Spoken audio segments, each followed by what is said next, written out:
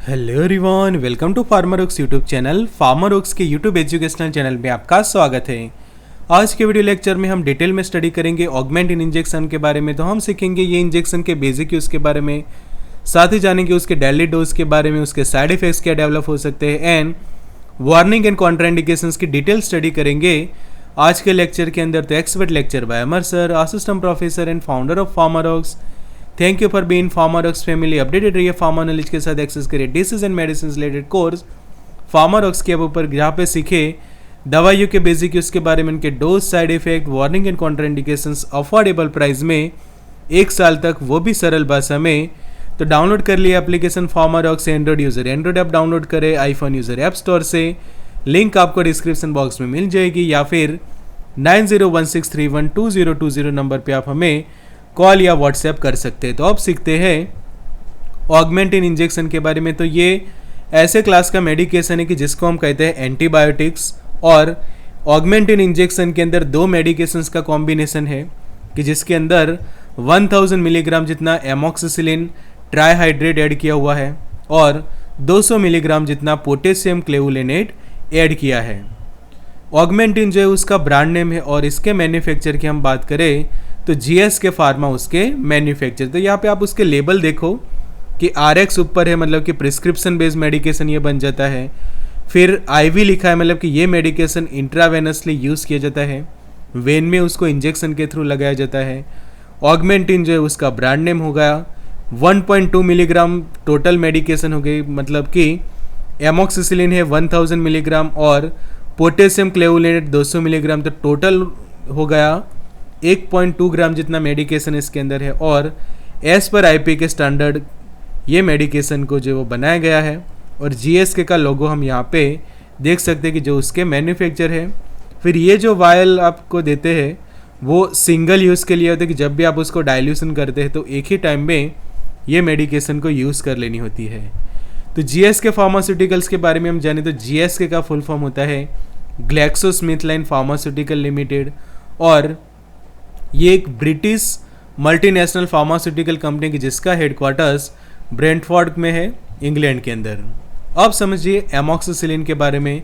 तो एमोक्सिसिलिन जो है वो एक पेनिसिलिन क्लास का एंटीबायोटिक मेडिकेशन है कि जिसको एमिनो पेनिसिलिन भी कहा जाता है, और ये एक बीटा लैक्टम एंटीबायोटिक ड्रग है, और ये एक प्रिस्क्रिप्शन बेस्ड मेडिकेशन है, और बहुत सारे बैक्टीरियल इन्फेक्शंस को ठीक करने के लिए एमोक्सिसिलिन ड्रग यूज़ की जाती है। आगे समझे तो उसके साथ पोटेशियम क्लेवुलिनेट क्यों ऐड किया है। तो पोटेशियम क्लेवुलिनेट क्या है, तो वो है बीटा लैक्टमेज इनहिबिटर। यहाँ पे आप खास समझिए कि एमोक्सिसिलिन के बारे में तो आपको पता है, पर मेन आपको समझना है यहाँ पे कि पोटेशियम क्लेवुलिनेट यहाँ पे क्यों ऐड किया है। तो क्लेवुलिनिक एसिड को बीटा लैक्टमेज इनहिबिटर कहा जाता है, और बीटा लैक्टमेज एक एंजाइम है कि जो बैक्टीरिया प्रोड्यूस करते हैं। तो अब यहाँ पे मेन उसका कंक्लूजन है वो मैं आपको समझाता हूँ कि समझे कि जिस हार्मफुल बैक्टीरिया को किल करने के लिए आपको समझो कि ये इंजेक्शन यूज़ करना है, तो एमोक्सिसिलिन समझो कि ये बैक्टीरिया के ऊपर आप एमोक्सिसिलिन जो है वो यूज़ कर रहे हैं। तो एमोक्सिसिलिन यूज़ करने से क्या होगा कि ये बैक्टीरिया एमोक्सिसिलिन के इफेक्ट को कम करने के लिए अपने अंदर से एक एंजाइम को रिलीज करेगा कि जिसको बीटा लैक्टमेज एंजाइम कहा जाता है, और बीटा लैक्टमेज एंजाइम की मौजूदगी में एमोक्सिसिलिन जो ड्रग है वो बन जाती है इनएक्टिव, या फिर उसकी इफेक्ट जो है वो कम हो जाएगी, कि जिससे समझो कि आप एमोक्सिसिलिन मेडिकेशन सिंगल देते हैं किसी पेशेंट को तो उसको उसकी प्रॉपर इफेक्ट ना मिले, बिकॉज कई बार कुछ बैक्टीरिया अपने अंदर से ही बीटा लैक्टमेज को जो है वो प्रोड्यूस करते हैं, कि जिससे क्या होता है वो मेडिकेशन की इफ़ेक्ट कम हो जाती है। तो अगर आप बीटा लैक्टमेज की इफ़ेक्ट को आपको कम करनी है तो उसके साथ कॉम्बिनेशन में एक दूसरा मेडिकेशन मिक्स करना होगा, और वो है ये पोटेशियम क्लेवुलिनेट। कि पोटेशियम क्लेवुलिनेट क्या करता है, ये बीटा लैक्टमेज की एक्टिविटी को इनहिबिट कर देता है, जिसके कारण उसको बीटा लैक्टमेज इनहिबिटर कहा जाता है। तो ये एंजाइम क्या करता है कि पेनिसिलिन के स्ट्रक्चर को डिस्ट्रॉय कर देता है, कि जिससे पेनिसिलिन के इफ़ेक्ट कम हो जाती है। तो पोटेशियम क्लेवुलिनेट को खासकर मिक्स किया जाता है एमोक्सिसिलिन के साथ या फिर टिकारसिलिन के साथ, कि जिससे पेनिसिलिन का जो डिग्रेडेशन होता है बीटा लैक्टेमेज एंजाइम के कारण वो हम प्रिवेंट कर सके, और जो कई बार रेजिस्टेंस डेवलप हो जाता है पेशेंट्स के अंदर एमोक्सिसिलिन का, तो वो रेजिस्टेंट को रिड्यूस करने के लिए कि एमोक्सिसिलिन लेने के बाद उसको कोई इफेक्ट नहीं हो रही, तो उसका मतलब ये है कि उसके बॉडी में एमोक्सिसिलिन का एक प्रकार से रेजिस्टेंस आ गया। रेजिस्टेंस का मतलब ये होता है कि वो मेडिसिन लेने के बाद उसकी बॉडी पे कोई भी इफेक्ट नहीं होती, बिकॉज एमोक्सिसिलिन का स्ट्रक्चर जो है वो डिस्ट्रॉय हो जाते हैं बैक्टीरिया के द्वारा प्रोड्यूस किए गए बीटा लैक्टेमेज के द्वारा। तो उसको इनहिबिट करने के लिए पोटेशियम क्लेवुलिनेट मिक्स किया जाता है। तो इसीलिए ऑगमेंटिन इंजेक्शन की हम बात करें तो उसके अंदर 2 मेडिकेशन का यहाँ पे कॉम्बिनेशन किया है। तो इसके यूज़ हम समझ लेते हैं अब। तो ईयर इन्फेक्शंस जब होता है कि जब हमारे कान के अंदर इन्फेक्शंस होता है बैक्टीरिया के कारण, तो वो समझो कि टैबलेट्स वगैरह लेने से ठीक नहीं हो रहा, तो उस वक्त ऑगमेंटिन का इंजेक्शन आप यूज़ कर सकते हैं। फिर टूथ इन्फेक्शंस वगैरह होता है कि जब दांत में इन्फेक्शंस होता है और बैक्टीरिया के कारण वहाँ पे काफ़ी ऐसा इन्फेक्शन फैल जाता है कि वो ठीक नहीं हो रहा, तो उस वक्त ये इंजेक्शन पेशेंट को आप लगा सकते हैं। न्यूमोनिया की कंडीशन को ठीक करने के लिए यूज़ कर सकते हैं। अगर स्किन के इन्फेक्शंस होते हैं उसमें यूज़ कर सकते हैं। फिर यूरिनरी ट्रैक्ट के जो जितने भी प्रकार के अलग अलग इन्फेक्शन है वो सभी को ये मेडिकेशन ठीक करेगा। टाइफाइड फीवर में भी यूज़फुल है। फिर जो नज़ल साइनसेस के इन्फेक्शंस होते हैं उसमें भी यूज़फुल है। और जब स्ट्रैप थ्रॉट की कंडीशन होती है कि ये डायग्राम के अकॉर्डिंग टू, तो उसको भी ये मेडिकेशन जो है वो ठीक कर देते। तो बहुत सारे उसके बेसिक यूज़ हो गए। अब समझते हैं उसके मैकेनिज्म के कैसे काम करता है। तो जो पेनिसिलिन्स होते हैं उनकी एक कॉमन मैकेनिज्म होती है कि वो बैक्टीरिया की जो सेल वॉल होती है उसको जो सिंथेसिस की प्रोसेस इनहिबिट कर देगा। जैसे कि आप देखो कि ये बैक्टीरिया के आसपास उसकी प्रॉपर एक प्रोटेक्टिव सेल वॉल है, तो वो सेल वॉल को समझो कि आप डिस्ट्रॉय कर देते हैं या फिर उसका सिंथेसिस आप अटका देते, तो आगे जाके वो बैक्टीरिया जो है वो सर्वाइव नहीं कर पाता और उनकी ग्रोथ जो है वो कम हो जाती है और धीरे धीरे वो बैक्टीरिया की क्या हो जाती है, डेथ हो जाती है। वो बैक्टीरिया कंप्लीटली कील हो जाते हैं, जिसके कारण ये मेडिकेशन की हम डिफेक्ट देखें तो वो बैक्टीरिसीडल एक्शन देती है, मतलब कि उनको कील करके अपनी फार्माकोलॉजिकल एक्शन देती है। तो ऑगमेंटिन इंजेक्शन के अब डेली डोज के बारे में समझ ले तो 0.25 से लेकर 1 ग्राम जितना मेडिकेशन दिन में 3 बार यूज़ किया जा सकता है। TDS का मतलब है कि दिन में 3 बार के 3 टाइम्स अ डे। तो 0.25 मतलब कि 250 मिलीग्राम से लेकर 1000 मिलीग्राम दिन में 3 बार आप यूज़ कर सकते हैं, वो भी एवरी 8 आवर कि हर 8 घंटे पे आप उसका ये डोज जो है वो पेशेंट को लगा सकते हैं। तो मिनिमम डोज हो जाएगा उसका 250 मिलीग्राम जितना मिनिमम हो जाएगा और मैक्सिमम आप उसको लगा सकते हैं 1000 मिलीग्राम जितना, और वो भी TID मतलब कि दिन में 3 बार।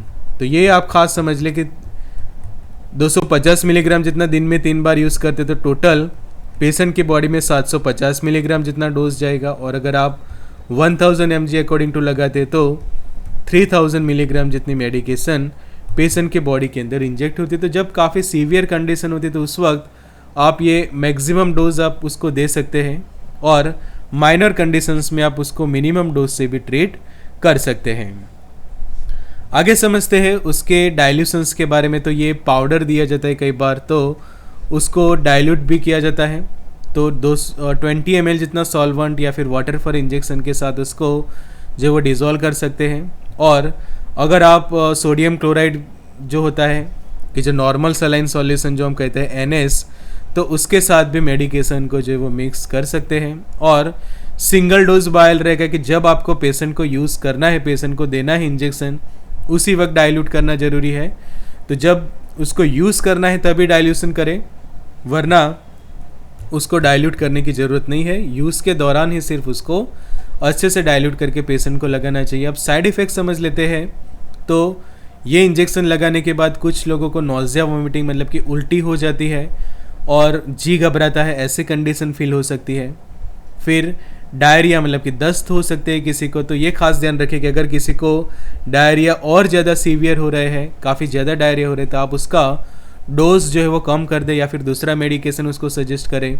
काफ़ी स्टमक पेन हो रहा है तो भी ये सेम कंडीशन फॉलो करनी चाहिए, मेडिकेशन चेंज करनी चाहिए या फिर डोज कम करना चाहिए। कुछ लोगों को सर दर्द जैसा फील होता है, स्किन के ऊपर ऐसे रैसेस डेवलप हो जाते हैं कि यहाँ पे आप देखो किस तरह से रैसेस स्किन पे ऊपर हो जाएंगे।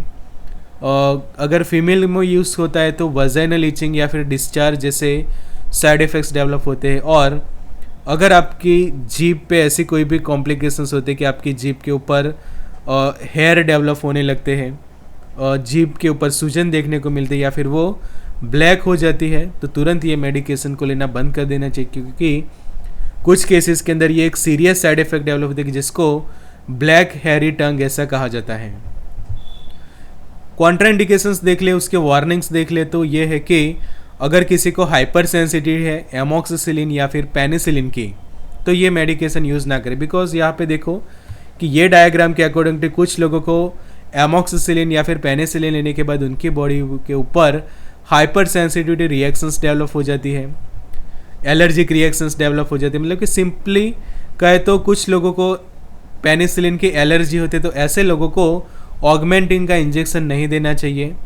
किसी का लीवर ख़राब है तो लीवर रिलेटेड इश्यू के जो पेशेंट्स होते हैं उनको भी ये इंजेक्शन आप ना लगाएं।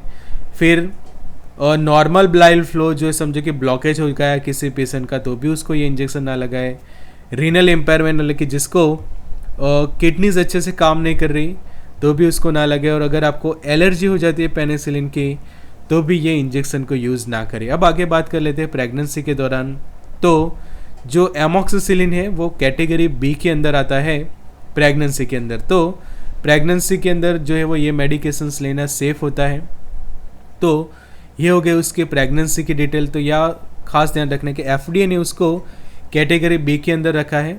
तो बी की जो मेडिकेशंस होती है प्रेगनेंसी कैटेगरी वो सेफ कही जाती है। तो जैसे यहाँ पे सीखा ऐसे सीखे अलग अलग दवाइयों के बेसिक यूज़ के बारे में, उनके डोज क्या होते हैं, उनके साइड इफ़ेक्ट, वार्निंग, कॉन्ट्राइंडिकेशन, 1 साल तक, वो भी अफोर्डेबल प्राइस में, सरल भाषा में। फार्मारॉक्स की मोबाइल एप्लीकेशन की जो एंड्रॉयड एप्लीकेशन है गूगल प्ले स्टोर पे, एप्पल आईफोन ऐप स्टोर पे, लिंक आपको डिस्क्रिप्शन बॉक्स में मिल जाएगी, या फिर 9016312020 नंबर पे आप हमें व्हाट्सएप कर सकते हैं। तो study material, test series and video lecture के लिए डाउनलोड कर लीजिए application PharmaRocks. Good luck and all the best.